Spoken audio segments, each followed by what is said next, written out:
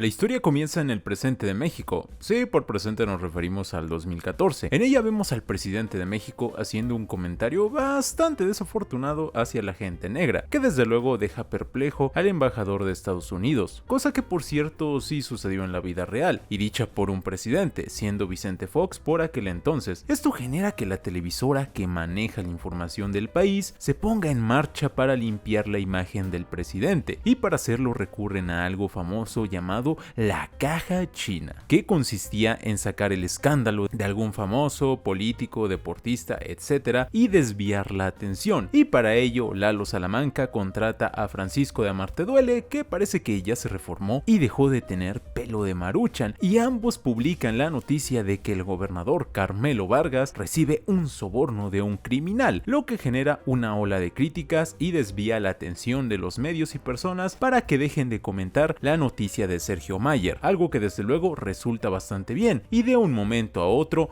absolutamente todos dejan de hablar de ello, lo cual, a pesar de estar sobreexagerado y tener reacciones cómicas de por medio, no dista mucho de lo que sucede en la vida real. Así que después de todo esto conocemos al que posiblemente es el protagonista de la película, Carmelo Vargas, un gobernador corrupto que representa al típico político mexicano que, sin saber cómo, pero la gente vota por él. Y también aquí conocemos a su séquito de gente, aunque el único realmente importante es Pancho López, que es su ahijado y consejero más cercano. Y por aquí también conocemos al cochiloco reformado, que ahora cumple el estereotipo del político honrado y que realmente busca un cambio, aunque más adelante veremos que usa métodos cuestionables para cumplir sus objetivos. Después de todo el escándalo, tenemos algunos chistes en tono sarcástico de cómo los medios de comunicación manejan a la gente, y algo que me pareció especialmente gracioso, pero a la vez cierto, es que el gobernador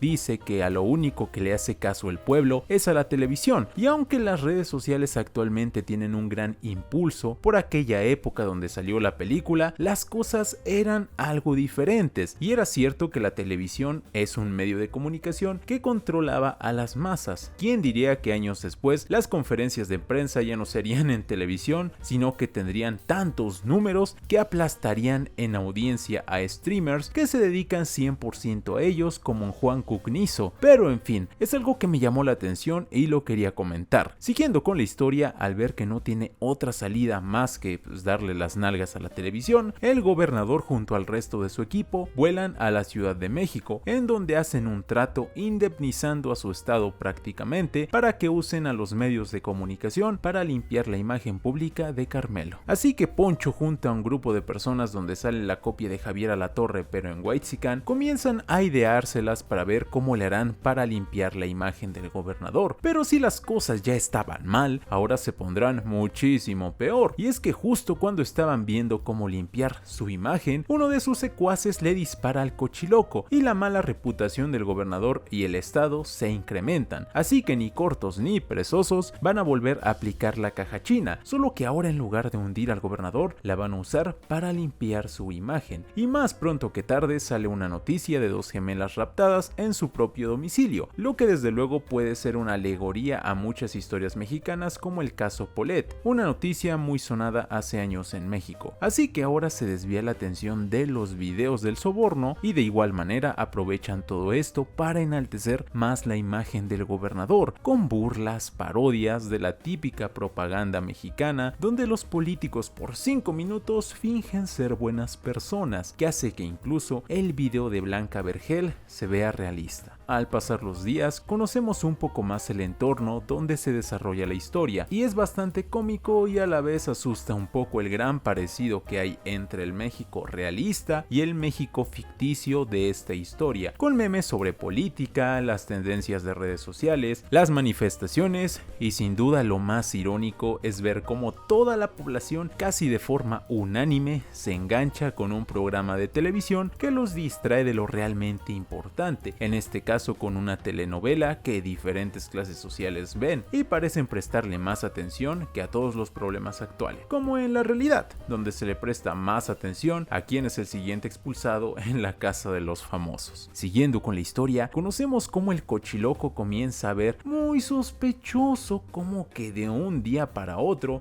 de pronto se pone como un héroe a Carmelo Vargas, cuando días atrás esa misma televisora se encargó de sacar sus trapos sucios, por lo que se pone a investigar y da con la información del contrato entre la televisora y el gobierno. Y el dato más importante que se revela aquí es que Pancho López era quien le chismeaba toda esa información, y aquí me voy a detener un poquito y comentaré lo que dije al principio sobre que también el cochiloco usaba métodos cuestionables para cumplir sus objetivos, y es que mientras él pregonaba y decía que la corrupción era mala y se ponía a sí mismo como un político honrado, vemos cómo no tiene ningún reparo en usar tácticas similares que los políticos ojetes usan para cometer sus actos, que desde luego él es mejor político que Carmelo, no digo que no, pero sí resulta bastante choqueante y hace ver cómo un político aparentemente intachable recurre a este tipo de actos, aunque esto desde luego le suma mucho al personaje, ya que en lugar de verlo como alguien irreal que nunca se equivoca, lo cual es absurdo pensar que existe un político perfecto que nunca ha hecho algo malo, aquí tenemos a alguien maquiavélico que pese a tener buenas intenciones, recurre a métodos cuestionables para su propio beneficio, y es que después de obtener la información que necesitaba, se dispone a chantajear a Poncho con revelar la información de que la televisora trabajaba con el gobernador para limpiar su imagen, y ya de paso hacerlo ganar popularidad para ser el siguiente presidente. Y lo que me causa gracia aquí es que dice que aún quedan pocos políticos honrados y buenos, y aja baraja, no voy a ser yo quien lo contradiga, pero sobornar a alguien para cumplir tus metas pues no es mucho de gente honrada, la verdad. En fin, después de este chantaje, Pancho se lo comunica a Lalo, y entre ambos, gracias a la ayuda de Sergio Mayer, descubren que es Pancho López quien filtra la información. Pero lo que me parece muy curioso de todo esto es ver cómo el dueño de una televisora trata como su mascota a los altos mandos del gobierno, lo que de cara a la película e historia que quieren contar va muy bien, porque qué mejor manera de demostrar que los medios de comunicación mandan que haciendo esto. Así que bueno, una vez con la información, entre Poncho y Lalo idean la forma de hundir al cochiloco, mientras que por otro lado Carmelo se deshace de su ahijado, dejándole un momento de mini reflexión a Poncho sobre la persona a la que ellos pondrán a la presidencia. Por otro lado, de parte de la televisora, en el noticiero principal de López Dóriga Chafa, le plantan un montón de delitos al diputado y hunden su imagen, perdiendo su credibilidad para que de esta forma, de ahora en adelante, nadie crea en sus mentiras. Y para variar, esa misma noche, un tipo entra a su habitación y lo despacha, logrando quitarse un grano del culo encima para los protagonistas. Y esto es algo que al menos a mí me dejó bastante impactado, y es una gran crítica si te pones a pensarlo, porque actualmente cuántas veces no hemos visto cómo las funas injustificadas y asquerosas pueden destruir la vida de alguien en cuestión de segundos, llegando a incluso a acabar con la vida de quienes las padecen. Y lo peor es que aunque se comprueben que son falsas, el daño ya está hecho, y todos esos momentos amargos nadie se los va a quitar a las víctimas. Vean el caso de Johnny Depp, por ejemplo. Ojalá más gente reflexione sobre este asunto y no sigan a los tontos de siempre que se creen con la moralidad de ser justicieros sociales. Bueno, ahora que se quitaron un peso de encima, se les avecina otra cosa, y es que, como lo dice Poncho en sus propias palabras, como la población mexicana está jodida, no tienen para cooperar y juntar 18 millones de pesos del rescate de las gemelas, por lo que el mismo gobernador pone el dinero, no sin antes pedirle a Carlos que haga que la actriz telenovelera del momento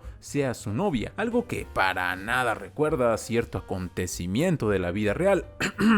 Después de esto resulta que los rufianes sí les van a entregar a las gemelas, pero como los de la televisora tienen que leer las instrucciones del shampoo, pues se dan cuenta que los están grabando y arruinan el rescate. Que mira, que hay que ser bastante idiota para hacer semejante tontería, pero como está claro que esto es una parodia, pues se entiende la exageración, así que después de hacer su pendejada, una señora va y entrega a las gemelas a la policía, y obviamente los de la televisora intentan sacar provecho de esto, y como esos influencers que hasta graban cuando van a hacer del baño, deciden filmarlo todo para sacar un clip del hermoso momento del rescate, pero los padres los mandan a volar y les arruinan la toma. por lo que siendo unos completos tarados, como de costumbre, los de la televisora hacen un super número donde supuestamente hacen un rescate en vivo todo planeado y a decir verdad, pues causa bastante gracia hay que decirlo. Como todo desde el principio, esto era un plan para que el gobernador Carmelo Vargas ganara la suficiente popularidad y tiempo después la presidencia de México, demostrando una vez más el círculo vicioso donde lo mismo de siempre va a gobernar. Cosa irónica porque de hecho la figura política real que ganó las elecciones de México que se muestran en la película es alguien que es lo opuesto a la figura de Carmelo. En fin, La dictadura perfecta ciertamente es un largometraje cuyo nivel de sarcasmo es increíble y su crudeza es bastante impactante al mismo tiempo, ya que aunque todo lo que se muestra ciertamente causa gracia, es bastante triste pensar que todo esto no está nada alejado de nuestra realidad, no solo en México, sino en Latinoamérica. Pero bueno, al fin y al cabo, creo que es muy cosa de los latinos el reírse de sus propias desgracias. Y como ya es costumbre en la mayoría de las películas de Luis Estrada, los villanos son los protagonistas de la historia, pero aunque la historia está contada desde su punto de vista, nunca justifica sus acciones ni los hace ver como que tienen sus razones para hacer lo que hacen. Simplemente la historia se cuenta bajo su lupa, pero no por ello dejan de ser personas horribles que desde luego no deberías empatizar con sus ideales. Además, algo que me gusta de este director es que así como hay gente que en el día a día tenemos consideradas sus figuras como malas, también existen aquellos que aunque se les considera los buenos entre muchas comillas, no son tan perfectos como muchos creen, y por estas figuras me refiero a las personas que idealizan políticos, cantantes, periodistas o incluso piensan que por pertenecer a cierta clase social eres bueno o malo, y esto lo podemos ver con el personaje de Joaquín Cosío, y es que pese a aparentar ser un político honrado, observamos cómo recurre a ciertos actos poco honestos para cumplir sus objetivos, y aunque desde luego probablemente tenga buenas intenciones, una cosa no quita la otra. Y hablando de los personajes, todos me gustaron y cumplieron bien su rol, pero para mí sin ninguna duda el mejor es Carlos. Y es que aunque Damián Alcázar hace un gran papel, Carlos para mí es una persona que vivía en una burbuja y poco a poco se fue dando cuenta del daño que hacían como medio de comunicación al país, con el simple hecho de apoyar a alguien sin escrúpulos a llegar al poder. Y aunque a veces se ve que se la piensa dos veces, siguiendo el hilo de alguien que ve por su propio beneficio, decide anteponer sus objetivos personales, aun si eso lo obliga a vender a su propia novia. Si tuviera que darle una calificación, diría que para ser una película mexicana es un 8.5 de 10. Es muy buena, pero sí hay partes donde flojea un poco, aunque eso sí, no deja de ser un peliculón mucho mejor que el resto de películas que normalmente se consumen en el cine mexicano. Le vamos a dar el sello de recomendación.